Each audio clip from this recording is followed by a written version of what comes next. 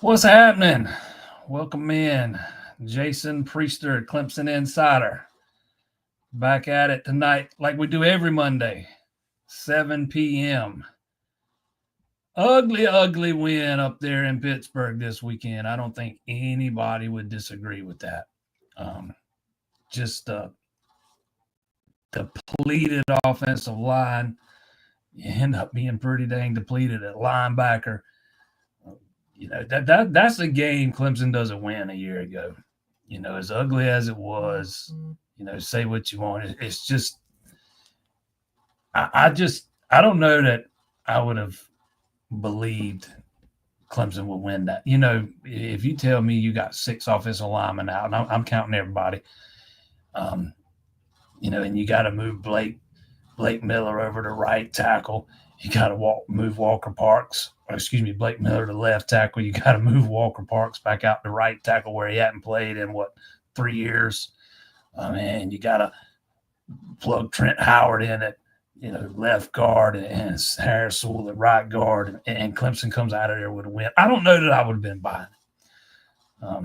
You know, I thought Clemson was going to have a hard enough time running the ball behind, you know, with Thurman out there and everybody else pretty much in the regular spots except for Tate, who was still out. But thought they held up pretty well in the first half. You know, I thought Pitt really got more aggressive after halftime and started bringing the heat more than they had been in the first half. And, you know, I thought the protection was not all that great. They're definitely, the run blocking left a lot to be desired. Before we get too deep into it, though, I want to thank our sponsors. A-Glass, 2 locations right here in the PD. See it scrolling across the bottom of the screen. The little man, this side. Little man up there in the corner. 2 locations in the PD, 1 in Florence, 1 in Sumter. All your auto glass needs, replacement and repair. I can't talk, man. Replacement and repair. Get you a free quote, myaglass.com. A-Glass for when you need a glass. Stan and the guys over there will hook you up for sure. Tell them I sent you. That's the important part. The win keeps Clemson's ACC title hopes alive, and I had some of the tiebreaker stuff wrong last week. I should have looked at it before I jumped on here last Monday, but I didn't, and I was remembering back to 2 weeks prior when Clemson would have a leg up on SMU in a three-way tiebreaker, but that was only in the event that all three were undefeated. Once you start getting to a loss, and it goes to that a common opponent loss in Louisville, the Louisville loss would keep Clemson out in a three-way tie, as things currently stand. If somehow Virginia was to beat SMU and then go on to beat Virginia Tech and finish ahead of Louisville in the standings, which you got a little bit of help in that regard this weekend when Louisville lost to Stanford, then Clemson will win the tiebreaker. So I want to say that right off the top. I had that wrong last week. And I also kept saying, I also for some reason had Peacock Network on the brain. I think I said a couple of times Ohio State and Michigan were playing on Peacock as Fox. I am the king of the brain fart, though. Always remember that. Back to the game, though. I thought the offense was doing just enough in the first half, and then in the second half, they just couldn't do anything. And I've seen a lot of people, griping about how there were no adjustments made, yada, yada, yada. I don't know that we could tell that there were any adjustments made. Between the first drive and the last drive, Clemson ran 15 plays. I don't know if it was really enough to, gauge what kind of adjustments were made.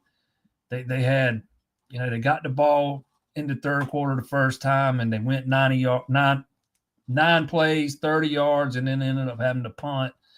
But then after that, it was 3 and out, 3 and out, 3 and out.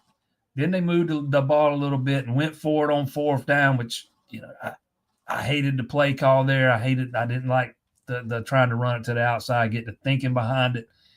And Pitt also had the right call on for that play, and they made a heck of a play on it. But I just don't know that that's the play I'm running on fourth and short. But back to the point, I don't know that we had enough of a chance to see what kind of adjustments were made, on the offensive side of the ball. I thought the defense, all things considered, held up pretty well.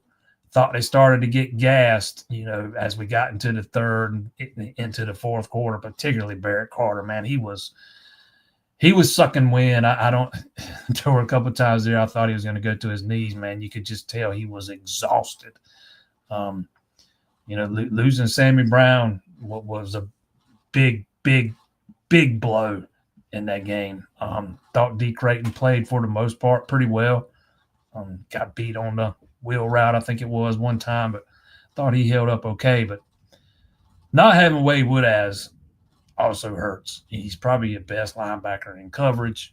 But, man, I thought Barrett had probably one of his better games of the season. Probably made the game-saving tackle there on one of those plays. Played every snap, and I'm telling you, he was sucking wind by the end of that thing. But, the defense, again, back to what I was saying, the defense started to wear down some there in the second half. Later on in the second half, got kind of hung out to dry by the offense. All the 3 and outs, and they're right back on the field, right back on the field, right back on the field. Ended up, making a play when they needed to. But I thought the pass rush was just relentless. Pitt's had some problems protecting the quarterback. Let's get that out of the way first and foremost.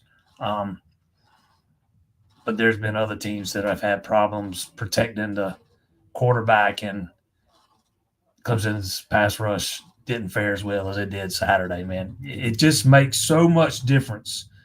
All that to say this. We've watched Jaheim Lawson grow up on the field this year.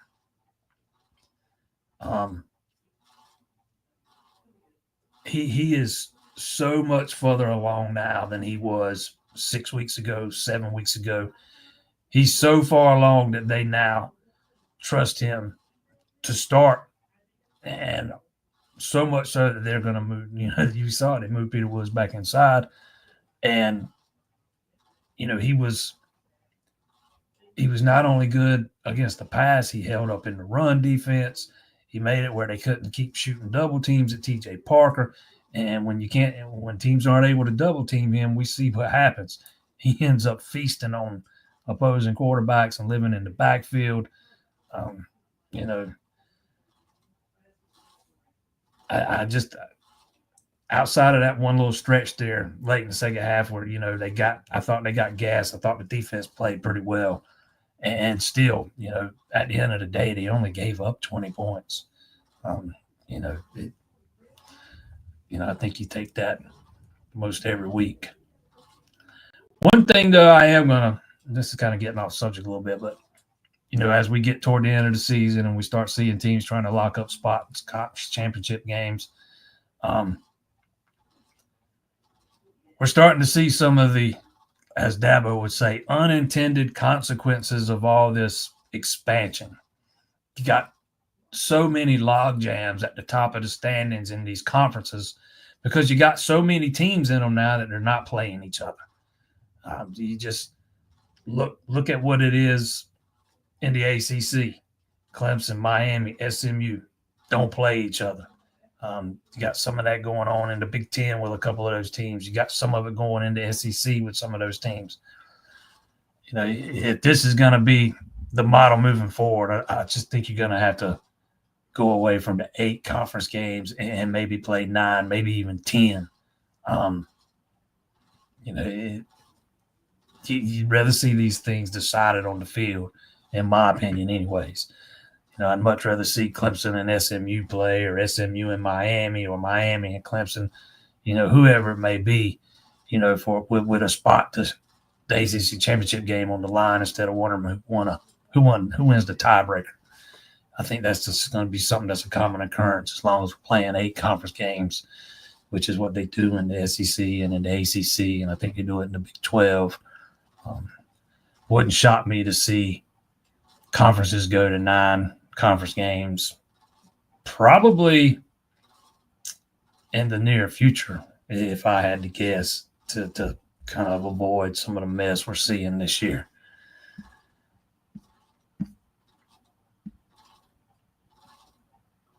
Yes, and Clemson's kickoff will be a nooner for the South Carolina game, and I am not shocked at all. I've been saying all along it's going to be a nooner. You got Michigan and Ohio State right there on Fox at noon. Clemson has had a lot of noon kicks, and it's not just this year. They had a lot of noon games last year. I think they had a few the year before last, and you might as well start getting used to them, at least as long as Clemson's in the ACC, because the ACC doesn't have as many access to as many primetime slots as they once did. You're seeing the SEC teams get those slots. And as long as Clemson's a brand that's going to draw eyeballs, they're going to slide them in those noon slots. I mean, that Fox has made it a point to put some of their bigger brands in that noon slot every week. Ohio State's played a ton of noon games in that big noon game on Fox. TV executives just see those things a little differently than the casual fans do.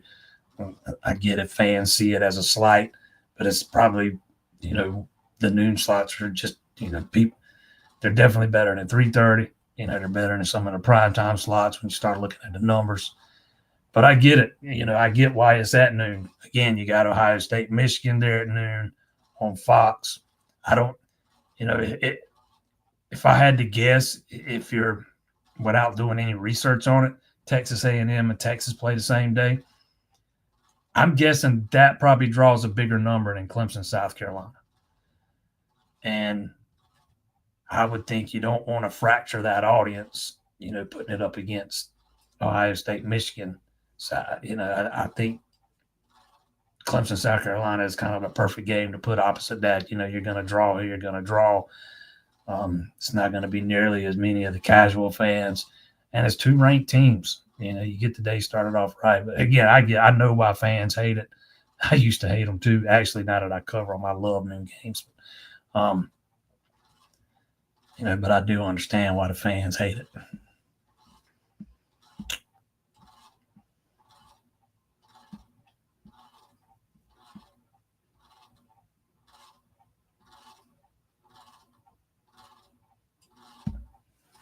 Does Dabo plan on making any changes to the way he coaches special teams? I thought Clemson special teams were lights out Saturday, across the board. And I think we touched on this last week, but Dabo don't have a whole lot of involvement in the special team stuff. And they got two guys that are voted to just special teams. Mike Reed kind of oversees it. I don't know who's responsible for what. I know the practices I've been at, I've seen Mike Reed doing some directing and coaching and stuff on field goals and stuff. But a lot of that's been injuries and personnel stuff. You haven't seen a field goal block while Peter Woods has been healthy. And while you need to have somebody ready in case of injury at all times. But it's also not fair to, point out that injuries have played a part in all those blocks. But no, I don't know that they're going to do anything different. You got a good kicker. Really the only problem's been, the protection there, mostly on that left side. I went back and watched the field goal that got blocked against Virginia Tech. I'm not really sure who to put that on. I don't know if the guy, I can't even remember who it was now, that was lined up to the right of Peyton Page, is supposed to kind of maybe at least get in the way of one of those guys. But Page has two guys coming at him. I don't know how he's supposed to take on both of them. He ends up on the ground, and the field goal gets blocked. Probably came off the foot a little low too. But most of those from 49, 50, 51 yards out are going to come off the foot lower. But back to what you're asking, I don't know if you're going to see anything different. My biggest gripe with special teams is I wish they'd be a little more aggressive in the punt return game sometimes. I think they have some opportunities to pick up some yards on punt returns, and we see a bunch of fair catches, and there's a time or two here and there where they probably should not fair catch it and at least try to pick up 10 yards. But to me, that's been the biggest gripe outside of the protection on the field goals.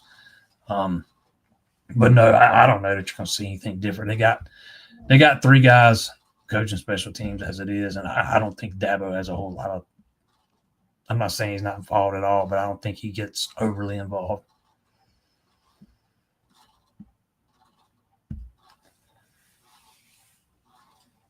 Got to get Avion to stop grabbing jerseys. That was probably for me the biggest disappointment on defense was the corners. I didn't think they played well at all Saturday. Not Terrell, not Lucas, not Hampton, and Dabo flat out said after the game they didn't think Lucas was playing well. He only played 17 snaps and they yanked him out, put Hampton in. But I thought that might have been Terrell's worst game. And like you say, man, he's got the cover skills. Ain't no need to start getting grabby. But yeah, that was not the best effort from the corners on Saturday for sure. And it came in a game where the defensive line was just having so much success and getting so much pressure on the quarterback. So you don't have to cover quite as long as you normally do. That was probably one of the more frustrating things.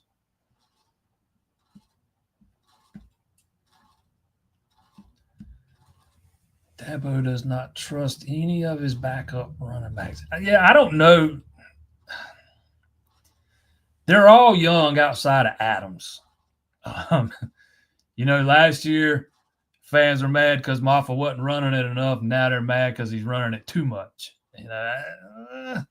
For me, I think there's that much separation between Maffa and the other guys. Jay Haynes is the backup. I'm of the opinion he still needs to add a little strength. He doesn't look quite strong enough to run between the tackles at this level. He goes down rather easily. Keith Adams is kind of just a slower version of Maffa. But when you start throwing that word trust out, I think the biggest thing is they trust Maffa far more in pass protection than those other guys. And if you go look at that game-winning touchdown run by Klubnik, who had one of the key blocks there? Maffa. I don't know. fans have pined for 2 years of wanting to see what he can do as the guy, and now that he is the guy, now they want to see the other guys. If it's me, I'm probably handing it to him almost every time too. Wouldn't mind seeing him sit out, most of the game against the Citadel. Just let him try to get his legs back up under him. He's probably a little beat up at this point in the season, but I understand why they hand him to him.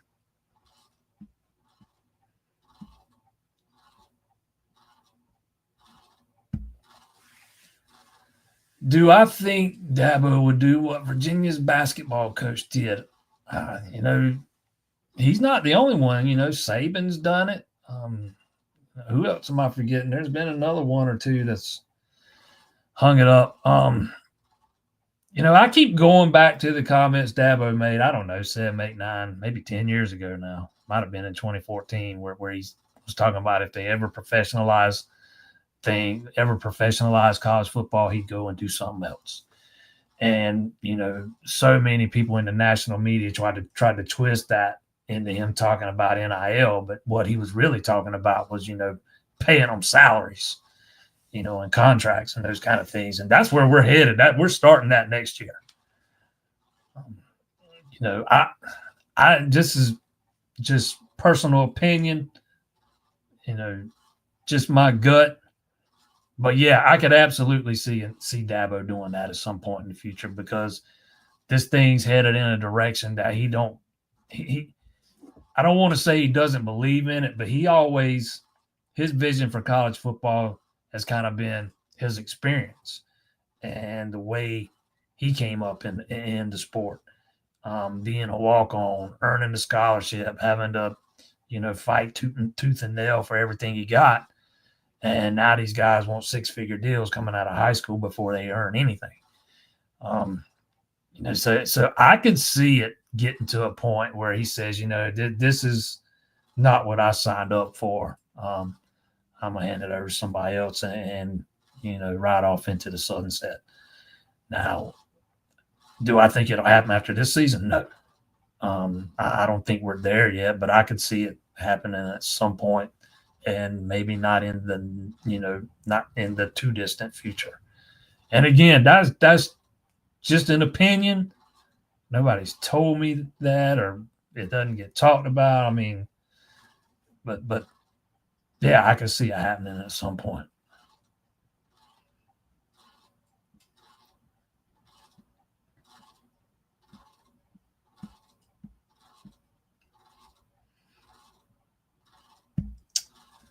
Let Tate and Lee sit this week.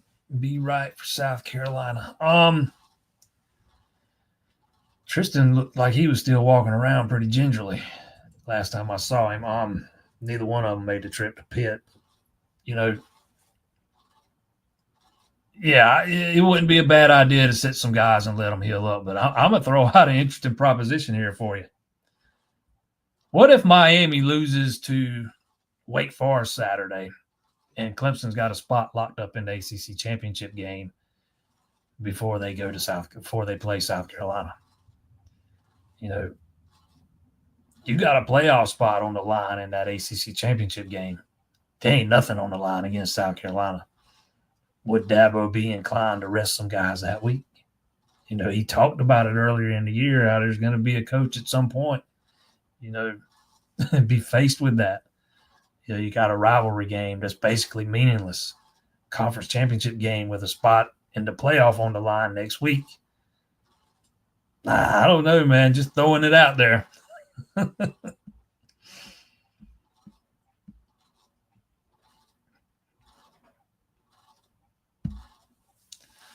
Can't see how Dabo liked the 4th and 1 call tomorrow. Yeah, I wasn't a big fan of it either. He thought they had the right call on. I didn't see it either. I didn't really see it either. Pitt had the right call on too, because they was out there and slammed the door shut on that thing and never had a chance.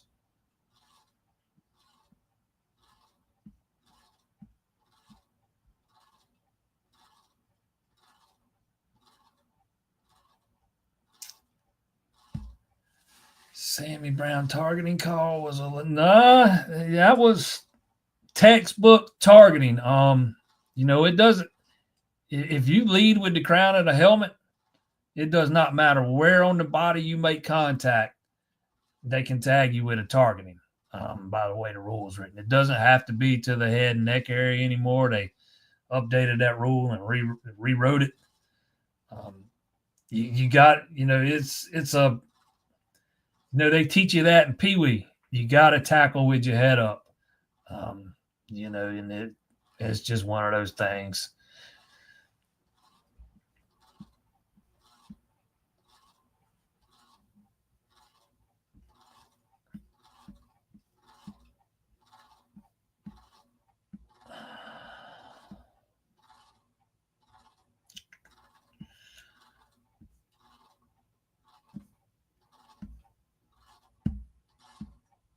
I lost my place. Now I got to find it again.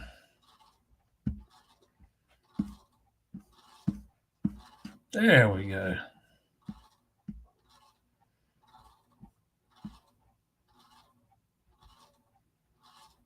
I think Parker had his success because they moved Woods back into the middle. I'm sure that had something to do with it, but do not discount how well Lawson played. DeMonte Capart's been in the middle of that defensive line, creating havoc all season before he got hurt. And so when your other defensive end can hold up and run support and get out to the passer too, you can't devote so much attention to the guy on the other side. It makes a difference. Makes a big difference. Oh, yeah, I didn't even get into the officiating, man. Good God, how bad was that? The flag after the repeated replays on the screen, and that's exactly what they did. You don't make no mistake. It should have been a flag. It was a penalty. You got him in the head. That's going to be a penalty almost every time, except from this horrific crew. They missed so many things the other day, and on both sides. Basic things like illegal shifts, false starts. It doesn't get any more fundamental than that. And they were missing them. And they missed this egregious, roughing the quarterback penalty. And fortunately for Pitt, they have a guy that's down on the same play, and he ends up on the field for about 5 minutes. And I didn't go back and time it, but somebody told me it was over 3 minutes, after the play was over when they finally dropped the flag. But that's exactly what they did, because the people that were running the board at Pitt were showing that play over and over and over and over and over from different angles. And the crowd was getting more amped up every time they showed it. And then suddenly the officials are huddling, and then one of them drops a flag. Flashbacks to Texas, Georgia. Only thing missing was the water bottles. That was one of the worst jobs by an officiating crew that I have seen, maybe ever. There was the illegal shift they missed, and it was right there on the goal line. It was just blatant, obvious. There was a false start on the very last play of the game. Fortunate for Clemson, it didn't get called because Barnes picks it off and game's over. There's a false start on that play. It was bad. The officiating was so bad Saturday.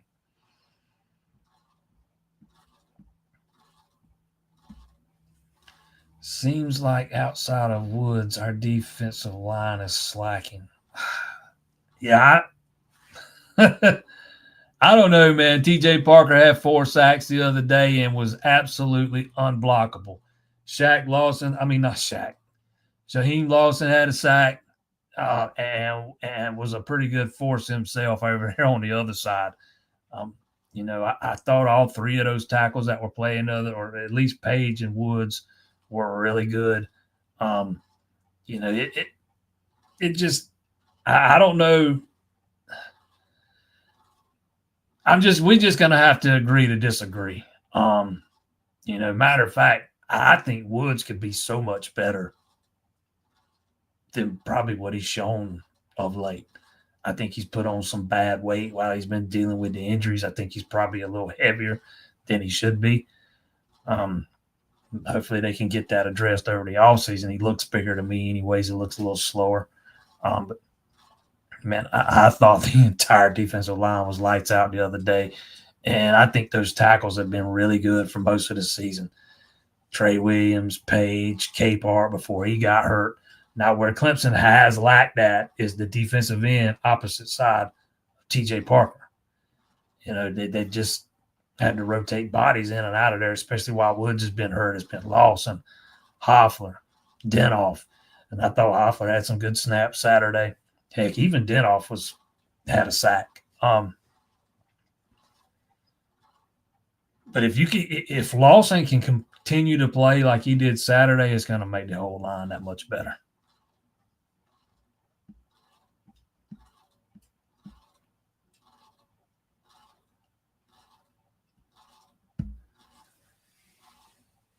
Do you still think Clemson wants out of the ACC, or has that just situation changed or settled down? I haven't heard much of late. Yeah, I haven't heard much of late because there's not been anything to report. They're waiting on the next court date, whenever that is, I forget. Yes, why wouldn't they want out? I don't know what might have happened to have changed their stance. They absolutely want out. The ACC's like a weight around your ankle, holding you back. You cannot. I mean, you just can't continue to compete at this level when teams are making twice the money you're making. And if you have some 2-loss teams get left out of the playoff here in a few weeks, we might see a shift to the Power 2 much quicker than we thought. Because Greg Sankey's going to be an unhappy camper if he's got 10-2 teams sitting at home not playing in the playoff.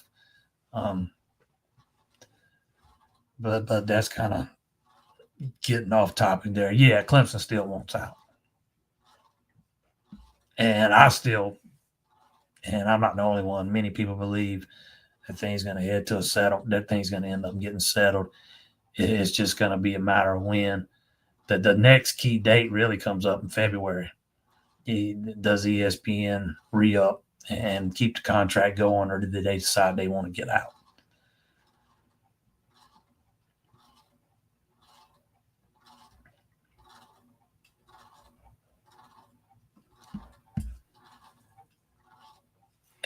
Notre Dame lost to Northern Illinois. You probably have, since you're talking about them. But has anybody else looked at their schedule? People crap on Clemson's schedule. Man, look at Notre Dame's schedule. It's brutal. I mean, there's no teeth to it at all. They might have had the easiest path to the playoff as anybody. And then they get the advantage of not having to play a conference championship game. They get to sit home and know they're already in. That will be one of the biggest wins, in my opinion, for when we do finally get to the Power 2. Notre Dame's going to be forced to join a conference at that point. They're not going to be brought along for the ride if they continue to want to be an independent.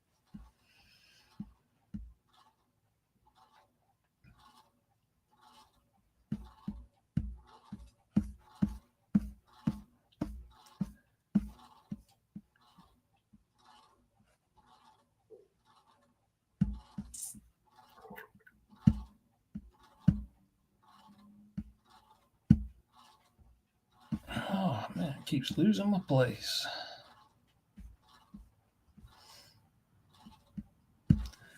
Wasn't a fan of playoff expansion, conference champs, and Big Ten. I was not a fan of playoff expansion either. To me, 4 was just right.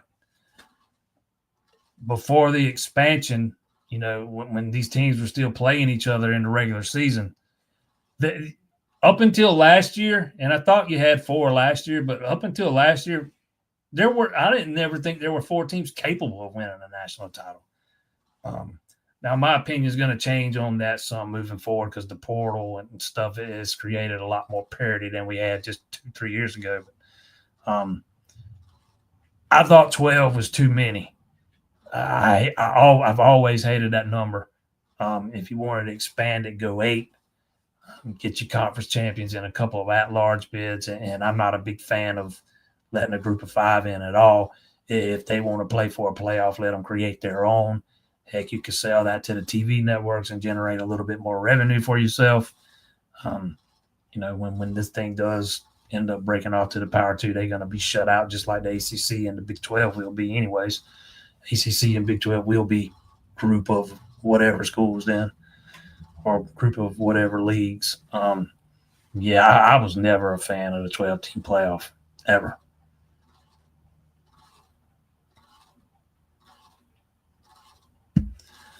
Maffa's averaging about 6 yards per carry.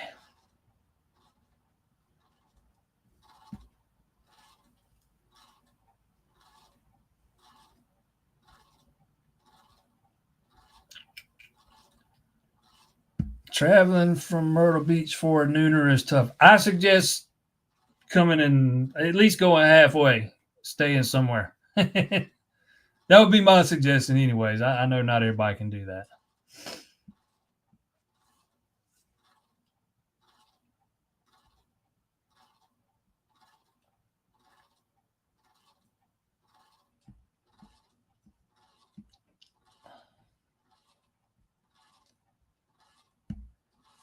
Is DeMonte done for the year with his injury? I don't know. I've heard, I heard a couple of weeks ago that he had tightrope surgery done, so that would tell me he had some kind of ankle sprain or something.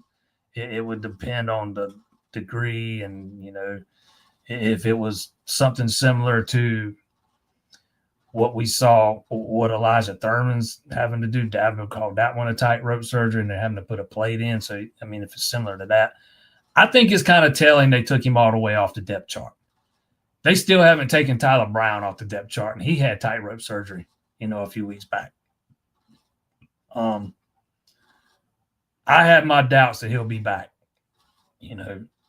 Nobody's told me that. I haven't heard anybody say that. I find it odd that he was taken completely off the depth chart if they think he's got a, better than average shot at being back before the regular season's over.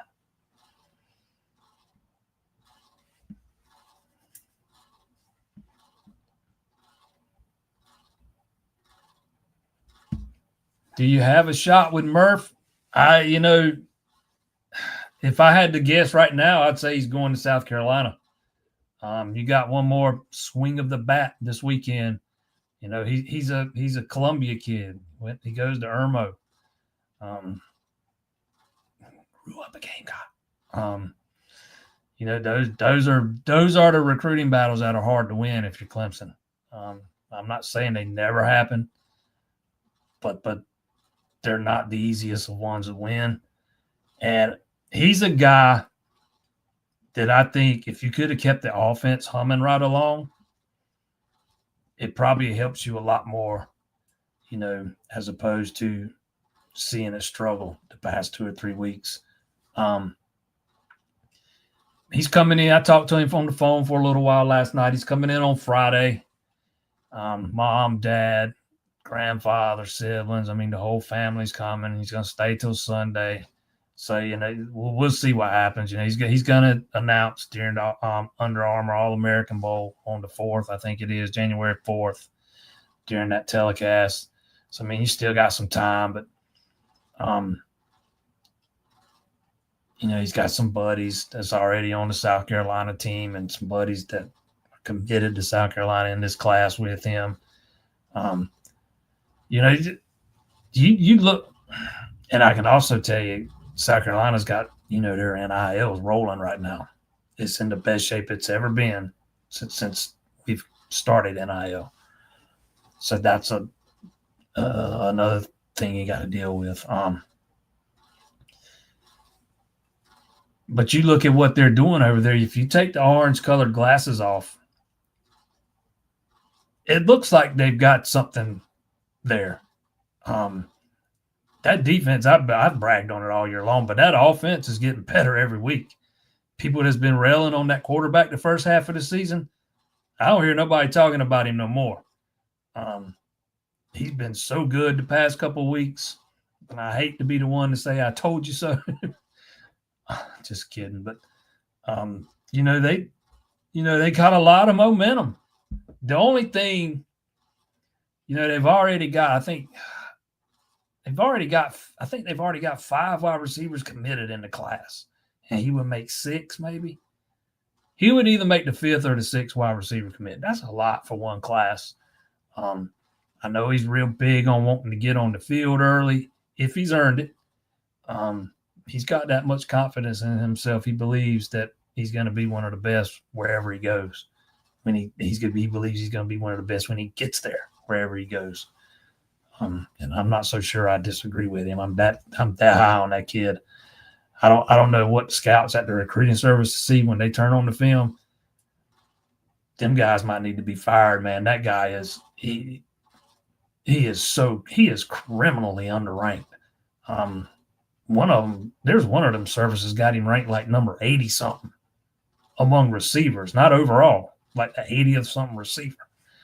It's ridiculous. Only one of them have him ranked inside the top 200 overall, but we'll see where it goes, man. They got one more shot with him on Saturday or this weekend.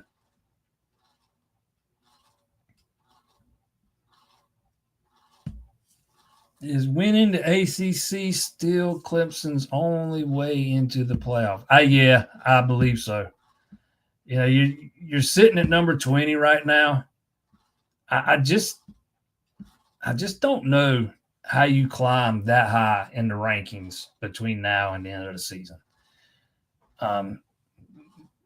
Let's say you go smoke Citadel and you beat South Carolina by 2 touchdowns. I just don't know that it's going to be enough to get you up where you need to be to get in that large.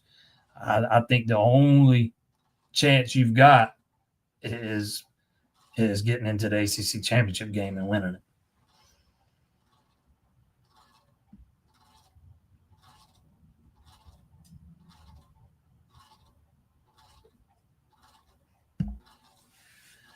Yes, I've already discussed Maffa. I'll say what I said earlier.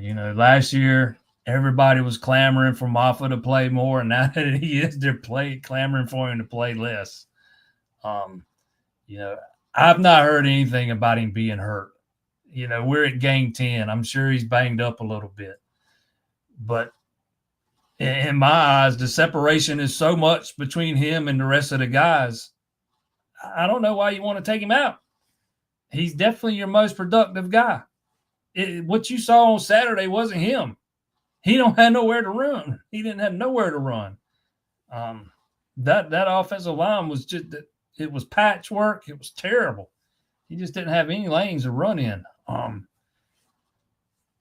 think he's gone over 100 yards, like 5 of his last 7 before Saturday. The backup's Jay Haynes, who's smaller, shiftier, goes down real easy. Probably needs to get a little bit stronger before you start leaning on him more. But the biggest thing probably lies with the pass protection. If you go back and watch, and I know this was a QB draw, but still, go back and watch that game-winning touchdown by Klubnik and look who made the block that sprung him. There was I saw Maffa whiff on at least one block Saturday too, so to be fair, but I don't think there's any comparison when it comes to the pass protection. Who's better? That's who they trust. It's just who it is. And I'll say what I said last week.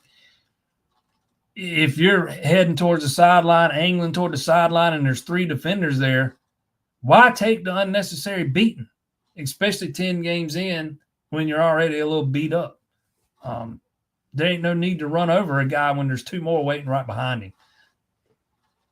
So I understand the running out of bounds. Sometimes it's just, you got to look at each play and see what you see. But,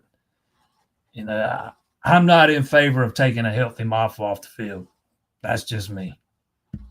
To me, he's by far, there's just so much separation between him and the rest.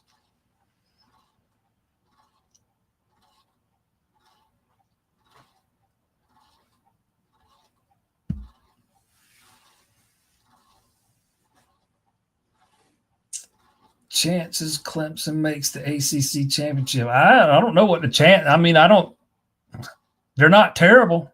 I don't think it's inconceivable that Miami could go up to Syracuse and lose in 2 weeks. It might depend on what Syracuse team shows up and what Miami team shows up. You catch McCord on a hot day, he can light your defense up. You catch him on a bad day, and he's bad. It's kind of a Heckle and Jekyll team up there this year, but they're not bad by any stretch. And, as we've seen, that Miami defense can be had. They did, and even their offense didn't look like the Miami offense that we've seen all season against Georgia Tech. So I don't think it's out of the realm of possibility they go up there and drop that game. Now, would I bet money on it? Probably not. I'm not a gambler anyways, but, I would say that Syracuse at the very least has a puncher's chance in that game. I don't see SMU losing. They ain't played nobody all year to begin with. I talked about it earlier. I hate these expanded conferences where it just waters everything down and you don't get the best matchups. It is a shame that you got 3 teams within a game of each other at the top of the standings, and not once have they played each other all year long. But yeah, I think they got a puncher's chance. We'll see what happens. They could also, let's say Virginia beats SMU, and Virginia goes on and beats Virginia Tech the next week. Get in that way. Don't think it's going to happen. I mean, I think probably what you'll need to see happen is for Syracuse to beat Miami, but with that game up there in the Dome, with an offense that can be as potent as Syracuse has shown it can be at times, I certainly wouldn't say it's impossible.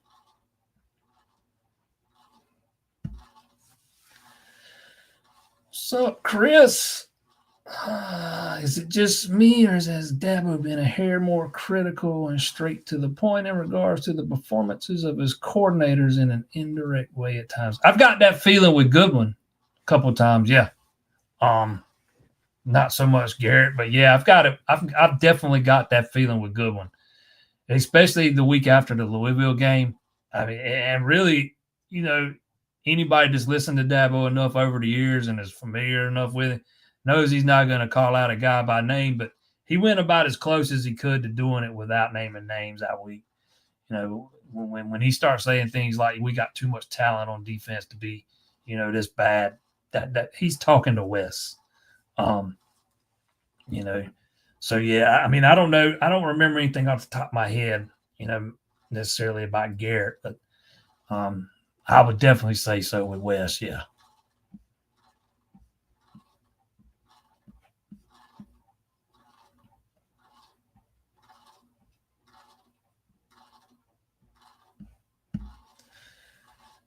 I'd rather have Jay Haynes for that 4th and 1 play call than Moffitt. Actually, I'd rather have a different play call.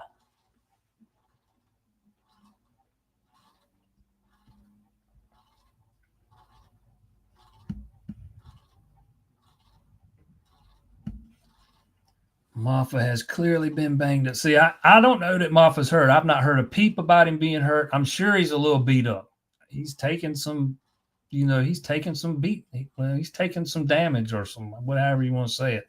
I don't want to say beatings, but he's taking his share of shots this year.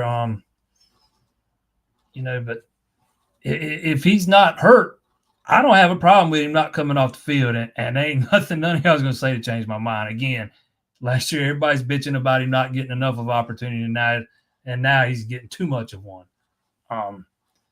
And I'll go back to the offensive line Saturday. I don't care who you put back there, man. There wasn't nobody rushing for a million yards Saturday. There wasn't nowhere to run. And I think I've said it a couple of times now. I think Jay Haynes has got a lot of potential, but I don't think he's strong enough right now to give you a whole lot between the tackles. He just goes down on, too easy. more often than not, it's on first contact. He's not hadn't really shown a propensity to be able to break any tackles or run through contact. And, Adams is just a less talented, slower version of Maffa. And I don't think either of those guys give you anything close to what Maffa gives you in pass protection.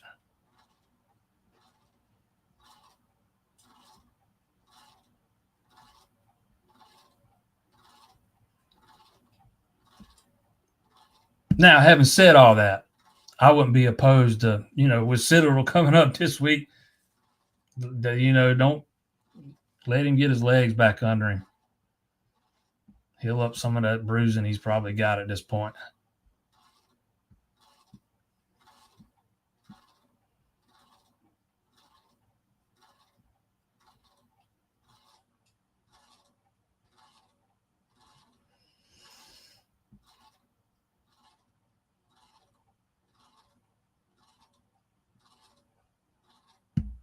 This is kind of it was definitely a ragtag offensive line the other day. I mean, I don't know that I don't think nobody was running behind that thing, man.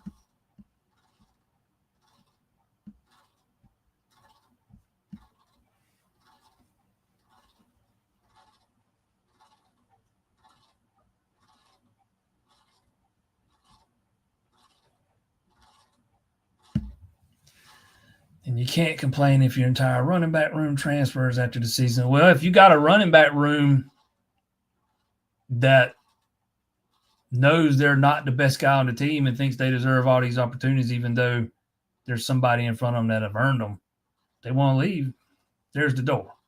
I wouldn't be shocked to see Clemson lose at least one running back after the season. You got a head coach that talked since the day the season ended last year till it began this year. Maffa's going to be the guy. The guy. He never made no bones about it. You would never convince me that you need to play guys just to keep them from transferring. Once we get to that, man, we've lost all sight of everything.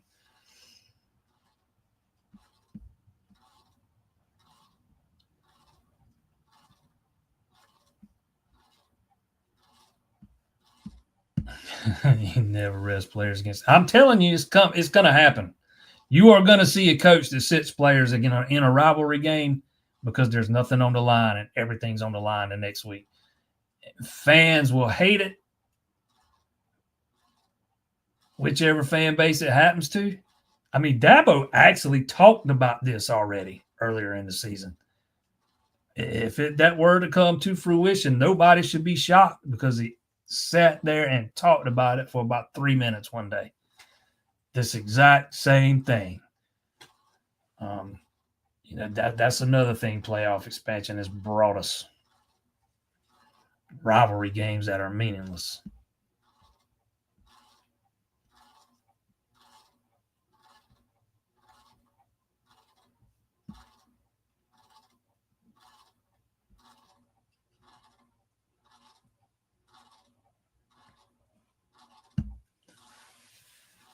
How much did seeing Louisville lose to Stanford make you mad about? None. Not a bit. I try to tell y'all, man, I don't care when they win. I don't care when they lose. I just report on what happens. I'll just say what I said after the Louisville game. You can't – you got to show up. If you don't show up, you're going to get beat. You can't no-show a game and expect to win.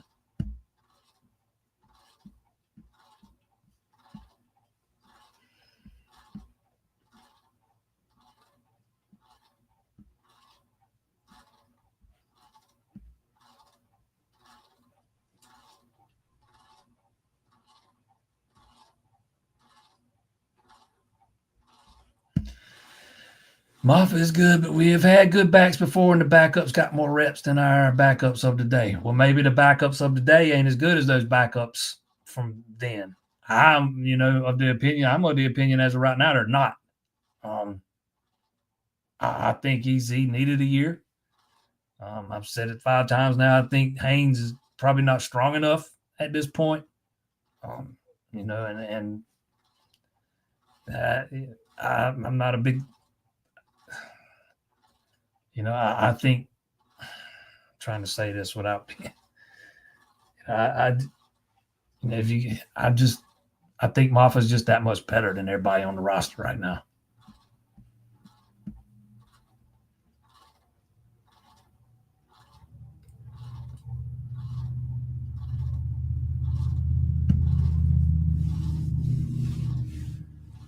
No, Dabo said Mickens would be day to day like he always is, but you think his injury? He walked off the field under his own power, so that's a good sign.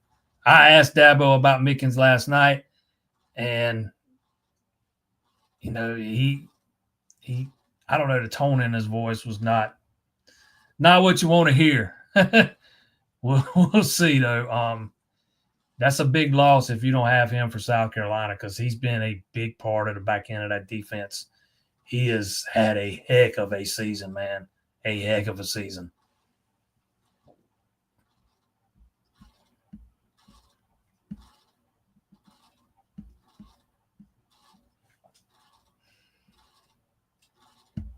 Clemson is a 12.5-point favorite over Carolina, which I think that's an old line that's been out for a while, and they've not been updated yet.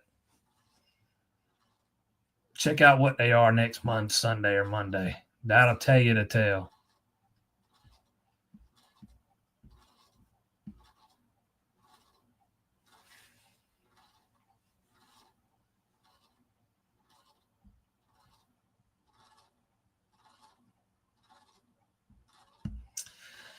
Seriously, was waiting for trash to be thrown on the field, and it still rattled the refs enough for them to throw the flag. Like you said, 3 minutes late, I think more teams are going to start down on the field, and the crowd screaming for flags for non-reviewable plays. We saw it in the Clemson-Louisville game. The fans throwing the water bottles down on the field because they were mad about the call. I forgot what the call was.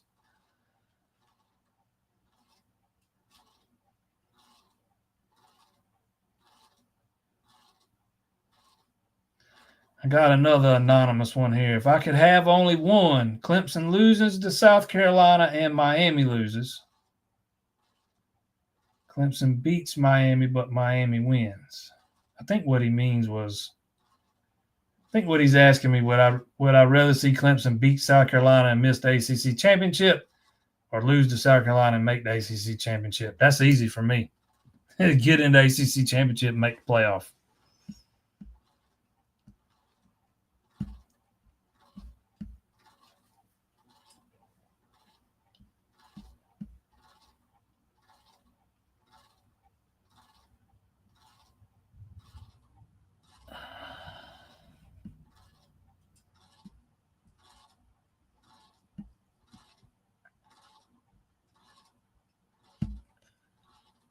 Do we know what press coverage is on both sides of the ball? I thought Clemson's receivers were better against the coverage Saturday. Just don't think Cade had a whole lot of time to do anything with it. On the other side of the ball, what I saw Saturday, why would you want those corners playing press coverage? You want those guys keeping everything in front of them, not getting beat over the top. I would much rather see, if you got Jaden Lucas out there, I'd much rather see him give him a little bit of cushion and making sure everything stays in front of him, because he's a better tackler. The game Terrell had the other day, I don't want to see him in press coverage like that either. I get why fans want to see the more aggressive stuff, but I also get the thinking behind playing a little bit off and keeping everything in front of you and making teams have to drive the field and go on 8, 9, 10 play drives. Fans hate that bend but don't break stuff. But it works a lot of the times, man. There's a reason why a lot of teams do it. And if you want to play press coverage, you better have the corners to do it. And right now, what I saw Saturday, Clemson don't have them.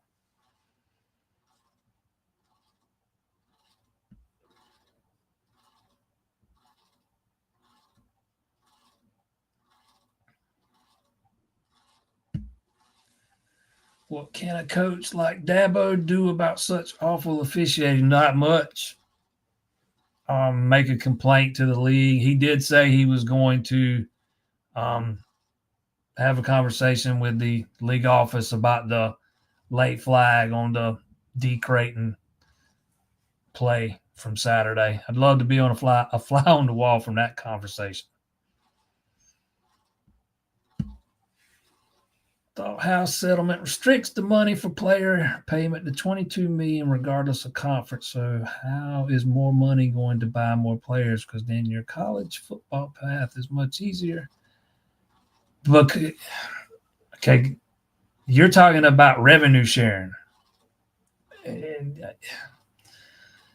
how is more money going to buy more players? Because it does. I don't understand how you can think that you could just continue to make $50 million less a year than the teams you're competing against and still be able to compete with them. We're not just talking about the rev share and stuff. Clemson's got the money to pay that, but guess what? Some of that's having to come out of the IPTAY budget. You don't want to have to always rely on donations for that. I don't know how much, but I guarantee you 5 years from now, some of that money is going to have to come out of IPTAY budget and not all out of just generated television revenue. You absolutely want to get to a point where you can have enough money to pay players every year. You want to continue to do facility upgrades, build new facilities, those kind of things.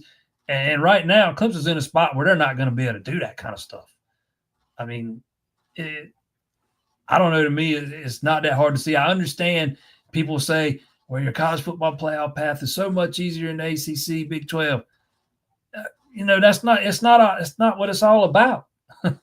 You got to have the money to compete with those guys once you get there. It ain't just about making the playoff. You want to go win it. And to do that, you got to have the same kind of money these other guys have access to. You're not, I mean, if Clemson can stay stuck in the ACC for the next 10 years, let's see how many. We've already seen some facility upgrades get nixed and put on hold and those kind of things for the football facility and the stadium and stuff. Let's see how many facility projects get off the ground and completed in the next 10 years if Clemson's still stuck in the ACC. It ain't just about what they pay into players. It's about so much more than that. And that money is what's used to fund all your other sports. And if you got to take $22 million of it every year to put back into football and basketball, that's $22 million those other sports aren't getting.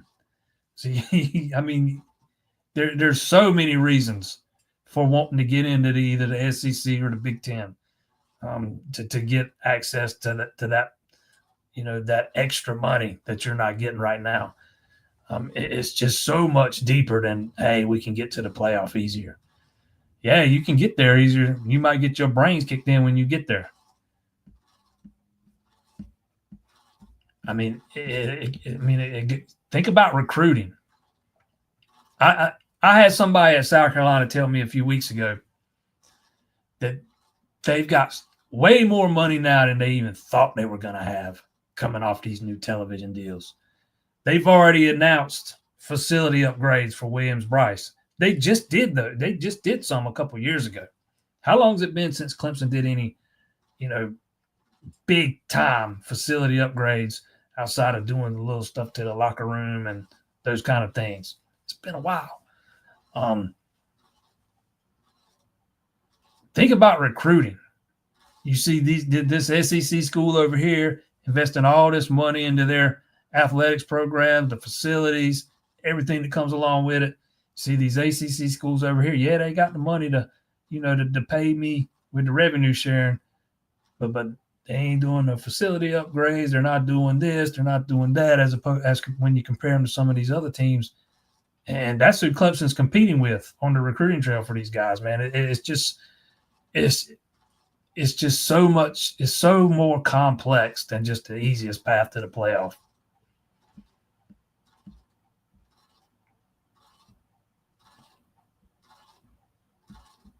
And since you're talking about path to the playoff, I'll also add this.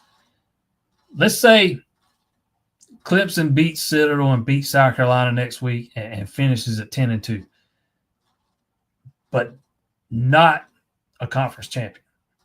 If you're 10-2 in one of these other leagues, SEC or Big Ten, the chances of you getting an at-large into the playoff are tenfold.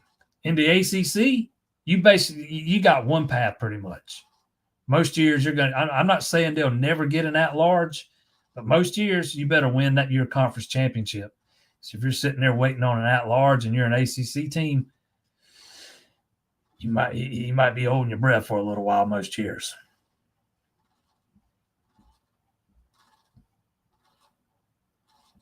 Because I can also tell you this. Clemson's dealing with some donor fatigue right now. Heck, Brad Brownell talked about it back in Charlotte at the ACC tip-off. He's done real well with NIL stuff and raising the money to keep players and grab them out the portal and stuff. But he keeps having to go back to the same 2 or 3 guys every year. And at some point, that well is going to dry up. That's a little bit off topic from what you're talking about here, but having access to more money is never a bad thing, especially when all your peers and the people you're competing with already have access to it.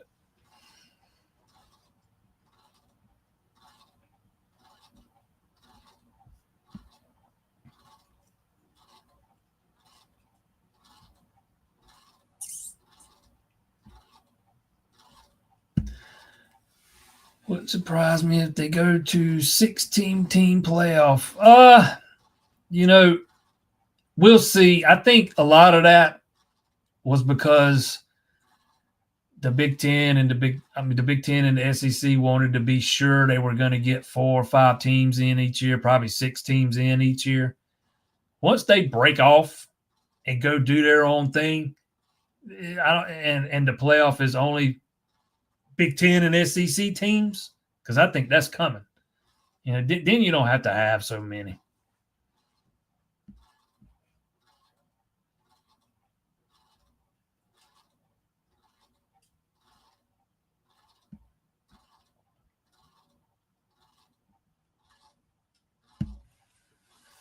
Does Clemson have any linebacker recruits on? They got Logan Anderson coming in, tore his ACL the other day.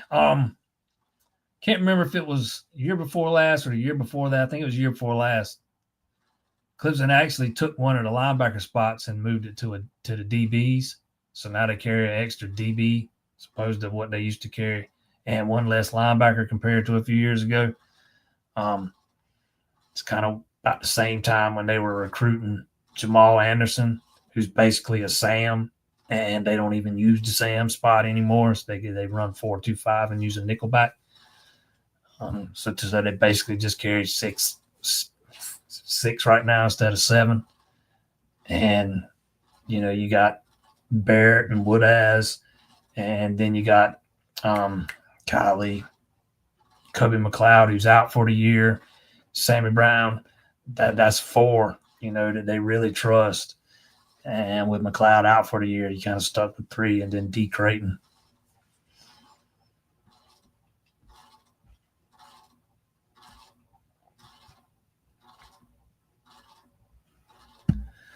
Might as well get used to the 12-team playoff. In fact, it's probably going to grow to 14 in a couple of years. I think in 10 years it'll be less than 12. I think in 10 years it'll be less than 12. Because I absolutely see the SEC and the Big Ten breaking off and doing their own thing, breaking away from the NCAA. At that point, you don't need 12 anymore. I can see it being 8 at that point. It also depends on how big the leagues get. If they don't get a whole lot bigger, I can see it being 8 or 10. If they had a bunch more teams, then maybe it's 12 or 16. But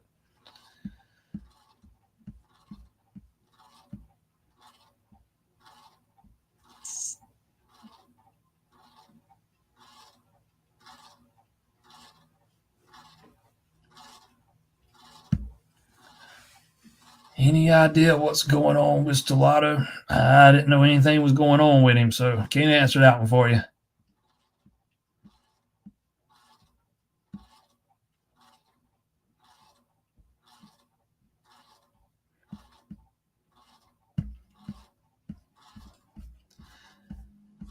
Let's see. I see you mentioning a snap count.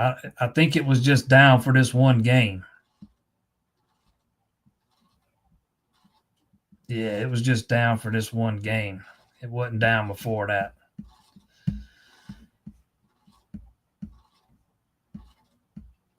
Hey, Scott, how's it going, man? Appreciate you tuning in. Nice to hear from you. I absolutely remember who you are.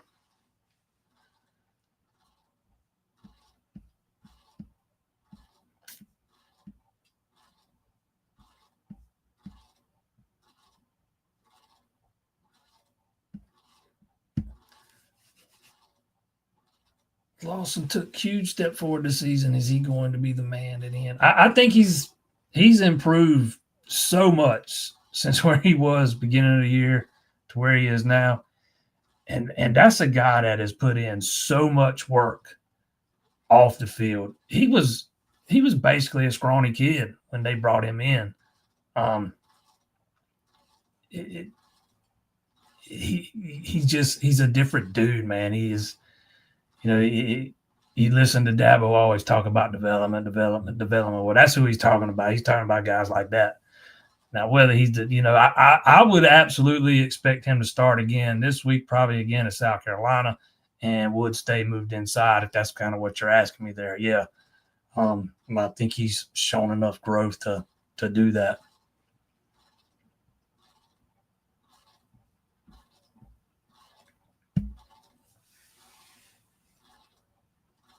Do you think Shipley would have benefited from this year's O-line? Absolutely. It's been so much better, since Matt Luke's been there.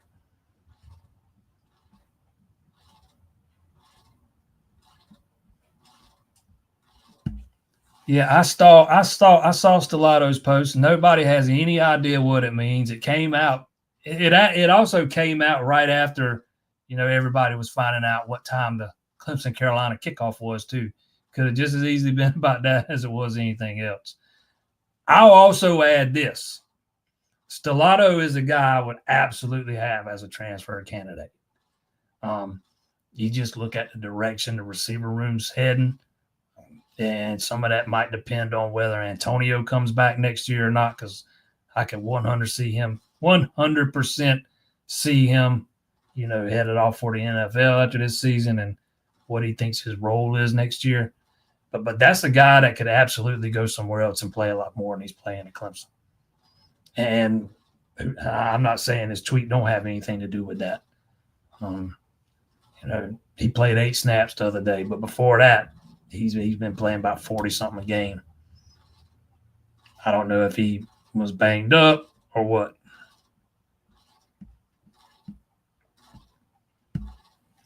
Clemson could have controlled its own destiny. Yeah, but, if you want to take that a step further, every team controls their own destiny every year. Every year, every team controls their own destiny. Well, that's why I don't like to speak in absolutes, because that's not necessarily true. Just look back to Florida State last year. But moving forward into this new era where winning your conference gets you into the playoff, every team controls their own destiny.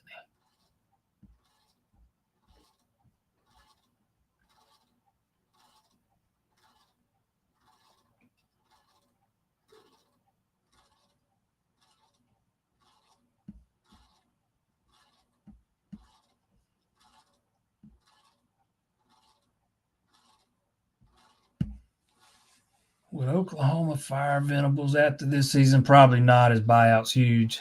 And I don't see Venables coming back under any circumstance.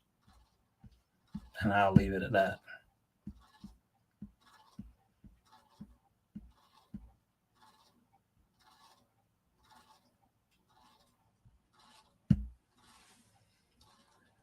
Matt Luke in town, and the injuries this year on the offensive line. Has the philosophy of how many linemen on the roster has changed? No. I mean, they carry 15 or 16, depending on what year it is. That's what most schools carry. If you start adding more to that number, then you got to take them away from somewhere else. They just they got 6 offensive linemen that are out right now. I mean, that don't happen all the time. And several of them are out for the year. Dietrich Pennington's been out for the year. Ian Reed's been out for the year. Colin Sadler's out for the year, hasn't played since the second game. I mean, we talking about guys, all those but Reed into 2 deep. And now you got Marcus Tate, Tristan Lee, Elijah Thurman, who's out for the rest of the year. That's hard to overcome, but that doesn't necessarily mean you all of a sudden start going out and adding to that number. Because what position you're going to take those, you're going to take a spot from corner, safety, linebacker, where they already, in my opinion, don't carry enough. I already think they should carry one more linebacker.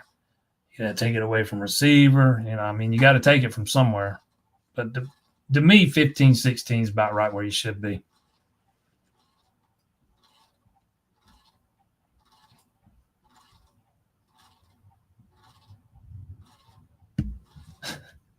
I'm not – we do that next week. So you got to come back next week. And the reason why is because Clemson's so beat up right now. Again, they got 6 offensive linemen back, and I'm not sure any of those guys are – they got starting left tackles out, starting left guards out, backup left tackles out. Sadler was a backup at tackle. So you down, basically down, pretty much down all 4 of your tackles from the 2 deep right now, plus Elijah Thurman. So get back with me next week. Let me see what let me see what it looks like when it comes to who's going to play and who's not going to play. But I'll go out and say, I'll say this, and I'm not saying anything new here. Anybody watch this heard me say it all year. South Carolina is going to have the best defense Clemson plays all season. And yes, I am counting Georgia in that. They got dudes up front. They got dudes on the back end. And, 3 weeks ago, I'm sitting here talking about how that offense ain't keeping anybody up at night scared. Well, you've seen so much improvement in the last month on that side of the ball. The game has really started to slow down for Lenoris. Some of those wide receivers are stepping up to give him some help. So now it's not all about just shutting down the running game because they're getting the passing game going too. I would not be shocked to see South Carolina favored in that game when the lines come out. All right, we're running over, man. I got to wrap this thing up. How many snaps has EZ played this year? The plan was always to redshirt him.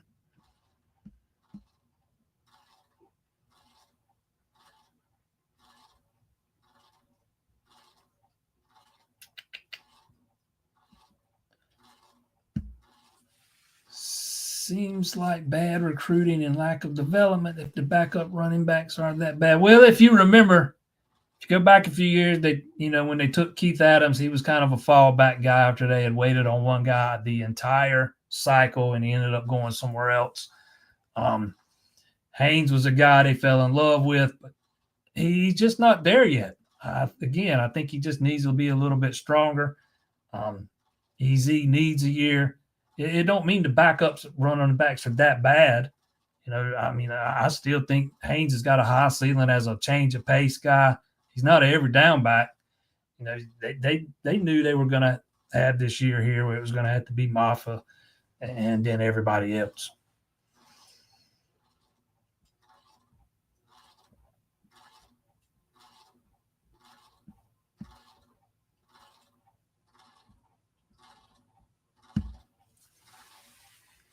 Why is it when Clemson lost to Georgia, they dropped 11 spots to 25th? When Texas does it at home, they drop 4 because they don't play because they play in the SEC. That's why. NCAA needs to limit the number of transfers can be on the roster. They can't do it. Can't do it. They would get sued and they would get slapped down again. They can't limit transfers. That the court's already ruled on that.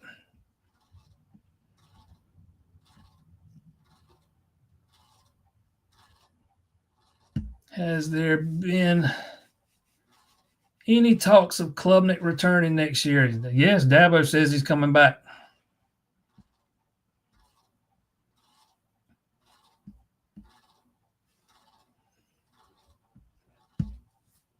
Easy is the best back we have. If he was the best back on the roster right now and the one most ready to produce at the highest level, he'd be on the field right now. Now, having said that, anybody that's listened to my show the last 2 years knows I love David. I have harped on his potential since the first time I saw him. The guy can fly. He is a speedster.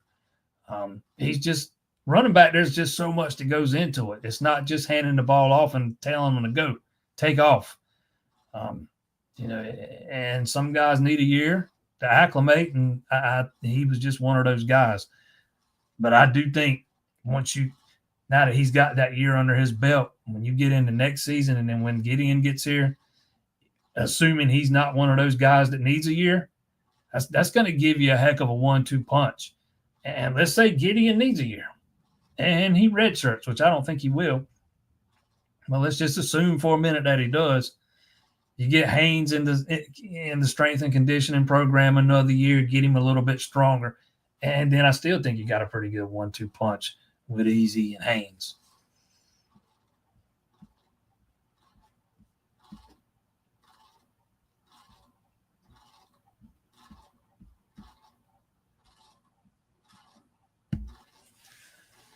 Do you think the noon kickoff helps Clemson? Conventional wisdom always says the noon kickoff favors the road team. I don't know how much I buy into that. I don't know that it matters all that much one way or the other. I think the fans care about that far more than the players do.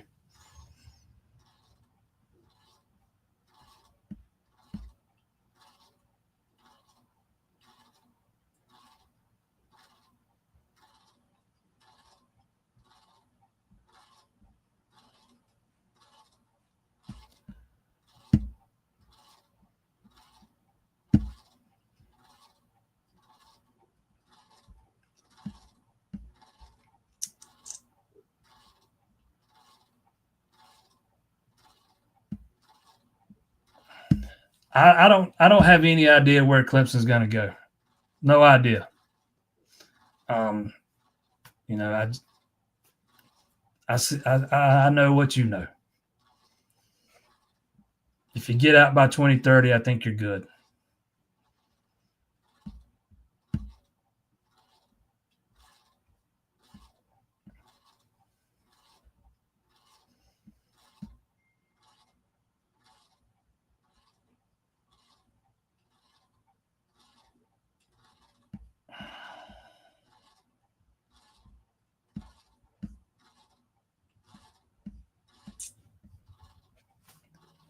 All right. I think I hit about everything in here.